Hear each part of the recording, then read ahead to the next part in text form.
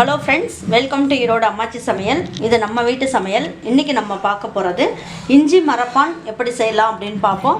நம்மளோட சேனலில் சப்ஸ்கிரைப் பண்ணாதவங்க சப்ஸ்கிரைப் பண்ணிக்கோங்க. சமையல் குறிப்புக்கள்லாம் உடனே உங்களுக்கு வேணும்னு நினச்சிங்கன்னா பக்கத்தில் இருக்க பெல் பட்டனை அழுத்தி வச்சுக்கோங்க. அப்படியே ஃபேஸ்புக், இன்ஸ்டாகிராம், ஷேர் சேட்டை ஃபாலோ பண்ண மறந்துடாதீங்க. 100 கிராம் அளவுக்கு இஞ்சி, அதாவது நம்ம க்ளீன் பண்ண இஞ்சியை 100 கிராம் இருக்கணும். இது 150 கிராம் அளவுக்கு நாட்டு சர்க்கரை எடுத்திருக்கேன். இதுக்கு ஒரு 4 ஏலக்காய் எடுத்துக்கலாம். இதுக்கு ஒரு 3 ஸ்பூன் அளவுக்கு நெய் எடுத்துக்குவோம். இப்போ இந்த இஞ்சி மரப்பான் எப்படி செய்யலான்னு பார்ப்போம் வாங்க. 100 கிராம் அளவுக்கு இஞ்சியை நான் பொடி பொடியாக கட் பண்ணி எடுத்து வச்சுருக்கேன். இதை மிக்ஸி ஜாரில் போட்டுக்கலாம்.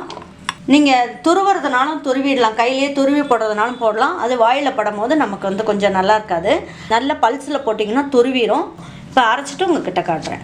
இப்போ நம்ம இந்த இஞ்சியை நல்லா துருவிட்டோம். பல்ஸில் போட்ட உடனே நல்லா துருவிடுச்சு பாருங்கள். இப்போ நமக்கு இதுக்கு ஃப்ளேவருக்குன்னு பார்த்தீங்கன்னா ஏலக்காய் தான் போட போகிறோம். இப்போ இதை அரைக்கும் போதே, இதை துருவும் போதே இந்த ஏலக்காயும் போட்டுக்கலாம். இப்போ இதில் ஒரு 3 ஸ்பூன் மட்டும் நம்ம தண்ணி ஊற்றிக்கலாம். தண்ணி ஊற்றிட்டு நல்லா நைஸாக அரைச்சிக்கலாம். பாருங்கள், இஞ்சி இந்த அளவுக்கு நல்லா நைஸாக அரைச்சாச்சு. பாத்திரத்தை அடுப்பில் வச்சுட்டு நம்ம என்ன பண்ணுவோம், இந்த இஞ்சி எல்லாம் எடுத்து இதில் போட்டுடலாம். இதில் ஒரு 2 ஸ்பூன் அளவுக்கு நெய் போட்டுக்கலாம்.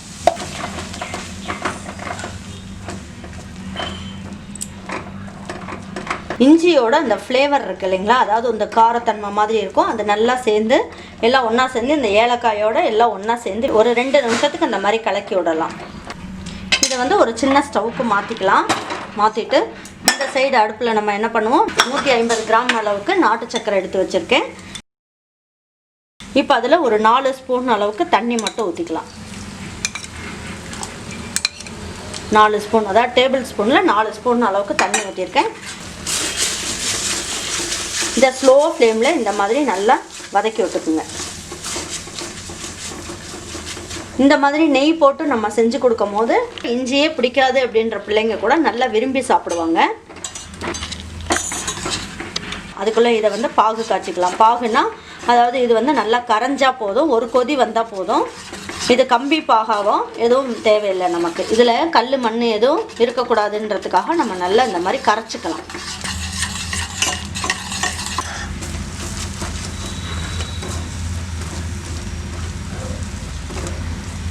நல்லா கொதிச்சிருச்சு.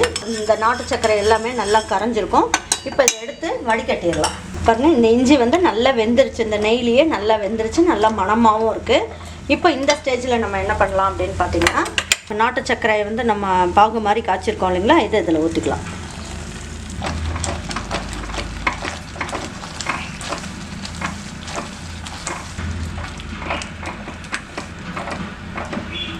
இதை நம்ம இஞ்சி மரப்பான் செய்யும்போது நல்லா கேர்ஃபுல்லாக செய்யணும். ரொம்ப நேரம் நம்ம கிண்டிட்டாலும் ஜவ்வு மாதிரி போயிடும். அதனால் இதோட பக்குவம் நான் சொல்கிறேன், கரெக்டாக பார்த்து செய்யுங்க.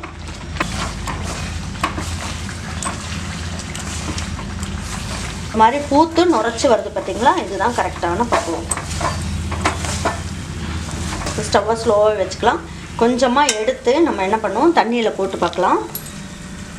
வெல்லம் கரைஞ்சி போகாமல், இந்த சர்க்கரை போட்டோம் இல்லைங்களா, அது கரைஞ்சி போகாமல் நமக்கு உருட்டுறதுக்கு நல்லா வரணும். இந்த மாதிரி இருந்தாலே நமக்கு கரெக்டானதாக அல்வா பதத்தில், உங்களுக்கு தக்காளி பதம் அப்படின்னு சொல்லுவாங்களே, அந்த மாதிரி இருக்கணும்.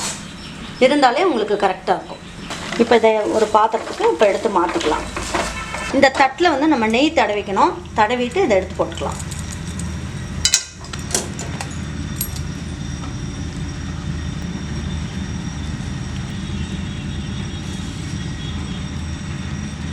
இது லேசாக கொஞ்சம் ஆறட்டும். இஞ்சி மரப்பான் நல்லா ஆறிடுச்சு. இப்போ நம்ம என்ன பண்ணலாம், கொஞ்சமாக நெய் தடவிக்கலாம். எந்த அளவுக்கு உருண்டை வேணுமோ நீங்கள் நல்லா அழகாக அப்படி உருட்டிக்கலாம். இதை நீங்கள் சதுரமாக வேணுனாலும் கட் பண்ணிக்கலாம். அப்படி இல்லை, இந்த மாதிரி சின்ன சின்ன உருண்டைகளாகவும் உருட்டி எடுத்து வச்சுக்கலாம். நீங்கள் டெய்லி ஒவ்வொரு உருண்டையை நம்ம டெய்லி சாப்பிட்டுட்டோம் அப்படின்னா அஜீரண கோளாறே இருக்காது.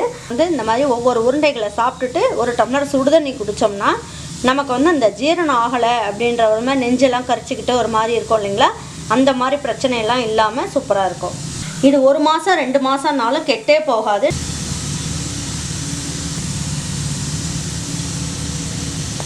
சூப்பரான இஞ்சி மரப்பான் ஒன்று பண்ணியிருக்கோம்.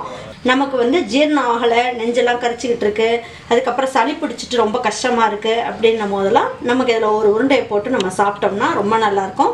நல்ல ஹெல்த்தியானது. கண்டிப்பாக இந்த மாதிரி ஒரு இஞ்சியை வச்சுட்டு ஒரு இஞ்சி மரப்பான் உருண்டை நீங்கள் செஞ்சு பாருங்கள். செஞ்சு பார்த்துட்டு உங்களுக்கும் உங்கள் வீட்டில் இருக்கவங்களுக்குலாம் பிடிச்சிருந்ததுன்னா லைக் பண்ணுங்கள், ஷேர் பண்ணுங்கள், சப்ஸ்கிரைப் பண்ணுங்கள், மறந்துடாமல் கமெண்ட்ஸ் பண்ணுங்கள். தேங்க்யூ ஃபார் வாட்சிங் ஈரோடு அம்மாச்சி சமையல். தேங்க்யூ.